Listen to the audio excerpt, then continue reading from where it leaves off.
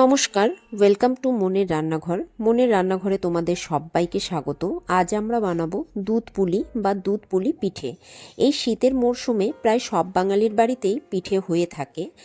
আমরা আজকে কিভাবে কম সময়ের মধ্যে পারফেক্টভাবে এই দুধ পুলি রেসিপিটি তৈরি করবে সেটাই তোমাদের সাথে শেয়ার করব, যেটা খুব সহজ পদ্ধতিতে তৈরি করে নেওয়া যায় এবং খেতেও দুর্দান্ত হয়। চলো তাহলে দেখে নেওয়া যাক রেসিপিটি কিভাবে তৈরি করছি। গ্যাসের কড়াইটা বসিয়ে দিলাম। কড়াই বসিয়ে দিয়ে এখানে আমরা দিয়ে দিলাম নারকেল কুড়ো। এখানে আমি একটা ছোট সাইজের নারকেল নিয়েছিলাম, আর দিয়ে দিলাম 50 গ্রামের মতন চিনি, আর দিয়ে দিলাম সামান্য পরিমাণে জল। এখন সমস্ত উপকরণগুলো ভালো করে মিশিয়ে নিয়ে 10 মিনিটের মতন নারকেলটাকে রান্না করতে হবে, যতক্ষণ না পর্যন্ত আঠালো ভাবটা আসছে। এই রেসিপিটিতে কিন্তু তোমরা চিনির পরিমাণটা কমিয়ে বা বাড়িয়েও নিতে পারো, যে যতটা মিষ্টি খেতে পছন্দ করো সেই হিসাবে দিতে পারো। আর নারকেলের মিষ্টির উপরেও ডিপেন্ড করবে তোমরা কতটা মিষ্টি ব্যবহার করবে, তো সেটা বাড়িয়ে বা কমিয়ে নিতে পারো। আর এরপর আমি এর মধ্যে দিয়ে দিলাম 200 গ্রামের মতন খোয়া ক্ষীর। এবার আবারও সমস্ত উপকরণগুলো খুব ভালো করে 5 মিনিটের মতন মিশিয়ে রান্না করে নেব। তোমরা যদি চাও শুধুমাত্র নারকেলেরই পুরটা ব্যবহার করতে পারো পিঠের মধ্যে, বা চাইলে শুধুমাত্র খোয়ার পুরও ব্যবহার করতে পারো। তো আমরা এখানে দুটোই ব্যবহার করেছি, নারকেল এবং খোয়া। এখন প্রায় 5 মিনিটের মতন গ্যাসের ফ্লেম মিডিয়ামে রেখে রান্না করে ঠান্ডা করে নেব। আর এদিকে আর একটা পাত্রে দিয়ে দিলাম পরিমাণ মতন জল, তার মধ্যে দিয়ে দিলাম স্বাদ মতন লবণ। এখন জলটা ফুটে উঠলে এর মধ্যে দিয়ে দিব চালের গুঁড়ো। এখানে আমরা হাফ কেজি চালের গুঁড়ো ব্যবহার করেছি, তো তোমরা কিন্তু জলটা দেখে নেবে কতটা প্রয়োজন সেই হিসাবেই দেবে। আর এদিকে আমরা এক্সট্রা গরম জল করে রেখেছিলাম, যদি জলটা লাগে তাহলে এই টাইমে তোমরা মেশাতে পারো। আর গ্যাসের ফ্লেমটা কিন্তু এই টাইমে একদম লোতে থাকবে। তো আমাদের মনে হচ্ছে এখানে আরেকটু জলের প্রয়োজন আছে, তো সেই কারণে আমরা আরেকটু সামান্য পরিমাণে গরম জল দিলাম। এখন খুন্তি দিয়ে এটা নাড়তে থাকতে হবে। যখনই এরকম দেখবে দলা পেকে আসবে, তো তোমরা বুঝতে পারবে যে তোমাদের এই চালের গুঁড়োটা একদম রেডি হয়ে গেছে পিঠে বানানোর জন্য। এরপর আমরা এইটা একটা থালের মধ্যে ট্রান্সফার করে নেব চালের গুঁড়োটা। এখন আটা যেভাবে মাখো সেইভাবে তোমাদের এই চালের গুঁড়োটা মেখে নিতে হবে। প্রায় 3-4 মিনিট মেখে নেওয়ার পর এরপর লেচি কেটে নিতে হবে ছোট ছোট করে পিঠে বানানোর জন্য। তো আমরা এখানে সব লেচিগুলো কেটে নিলাম। এরপর আমরা পিঠে বানানোর জন্য একটা লেচিকে এরকম হাতের তালুতে একটু প্রেস করে একটু চালের গুঁড়ো দিয়ে নিতে পারো। এরপর এরকম ছোট বাটির মতন তৈরি করে নিতে হবে, আর এর মাঝখানে পিঠের পুরটা দিয়ে দিতে হবে। এটা তো তোমরা সবাই জানো যে পুলি পিঠেটা কি করে বানাতে হয়। তো দেখো আমাদের এরকম বাটির মতন তৈরি করে নিলাম।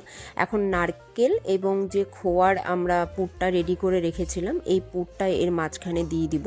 দিয়ে বাস মুখটা বন্ধ করে দিলেই আমাদের রেডি। এই ভেতরে পুরটা দিয়ে দিলাম। দেওয়ার পর এই যে এখন দেখো মুখটা বন্ধ করে দিচ্ছি। তো একদম রেডি আমাদের পুলি পিঠেগুলো দুধে ভেজানোর জন্য।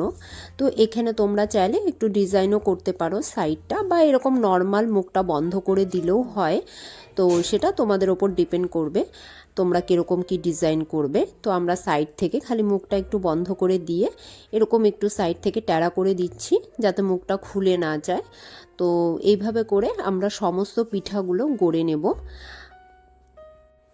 আমাদের পুলি পিঠেগুলো সব রেডি করা হয়ে গিয়েছে। এখন এটা জাল করার জন্য আমরা প্রথমে কড়াইয়ের মধ্যে দিয়ে দিলাম 1 লিটার দুধ। দুধটা দিয়ে একবার দুধের মধ্যে বলকটা চলে আসলেই আমরা গ্যাসের ফ্লেমটা মিডিয়ামে রেখে এটা জাল দিতে থাকবো। জাল দিতে দিতে প্রায় 50%-এর মতন করে নেব, মানে যতটা দুধ দিয়েছি তার হাফ করে নেব। দুধটা খুব ভালো করে জাল করে নেওয়ার পর ঘন হয়ে আসবে।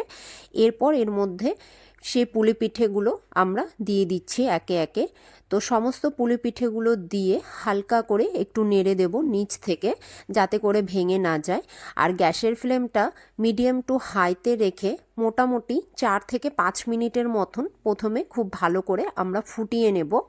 যখন দেখব পিঠেগুলো দেওয়ার পর দুধটা ফুটছে, তখন আবার গ্যাসের ফ্লেমটা আমরা মিডিয়াম টু লোতে রেখে আরও 4-5 মিনিটের মতন খুব ভালো করে আমরা ফুটিয়ে নেব। দুধটা খুব ভালো করে আমাদের ফুটে গিয়েছে, পিঠেগুলো সেদ্ধ হয়ে গিয়েছে। এখন খুব ভালো করে নিচ থেকে একটু আমরা নেড়ে নেব যাতে করে তলাতে আবার লেগে না যায়। এখন আমরা এর মধ্যে দিয়ে দিব 250 গ্রাম পরিমাণে খেজুরের গুড়।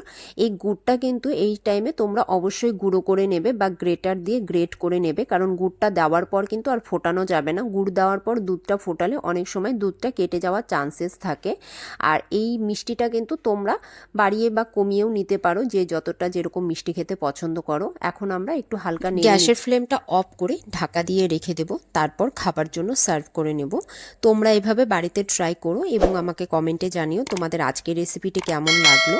যদি ভালো লেগে থাকে অবশ্যই চ্যানেলটি সাবস্ক্রাইব করে দিবে, পাশে থাকা বেল চিহ্নটি প্রেস করে দেবে, তাহলে আমরা যখনই কোনো নতুন রেসিপি শেয়ার করব তোমরা নোটিফিকেশন পেয়ে যাবে। আজ এ পর্যন্তই, আবারও হাজির হব আবার এক নতুন রেসিপি নিয়ে।